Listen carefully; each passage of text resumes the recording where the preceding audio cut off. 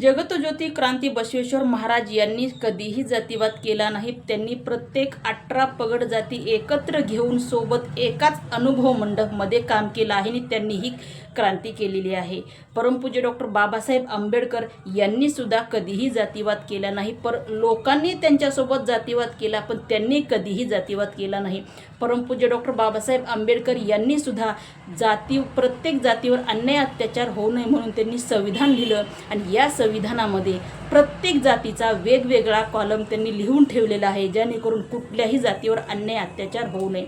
तसंच महिलावर अन्याय अत्याचार होणार नाही आणि जर यदा कदाचित कुठल्या महिलेवर बलात्कार झाला तर त्या बलात्कार नराधम भेडीला एकच कलम, एकच नियम, ती म्हणजे फाशीची सजा। आणि हा कलम परमपूज्य डॉक्टर बाबासाहेब आंबेडकर यांनी संविधानामध्ये लिहिलेला आहे।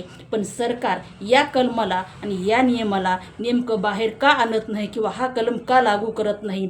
सरकार या भारतातून महिलांचं अस्तित्वच मिटवण्याच्या प्रयत्नात आहे का? महिलावर होणारा अन्याय अत्याचार हे सरकार उघड्या डोळ्यांनी बघू पाहत आहे आणि मूग गिळून गप्प आहे। परमपूज्य डॉक्टर बाबासाहेब आंबेडकरांनी जे महिलांसाठी कलम लागू केलेला आहे की बलात्कार करण्याला फाशीचा कलम हे लागू झालाच पाहिजे।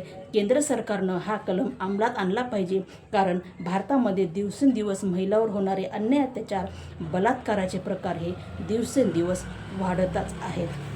विश्वाचे विश्वरत्न परमपूज्य डॉक्टर बाबासाहेब आंबेडकर यांच्या जयंतीनिमित्त माझ्या सर्व भारतीयांना जयंतीच्या हार्दिक हार्दिक शुभेच्छा।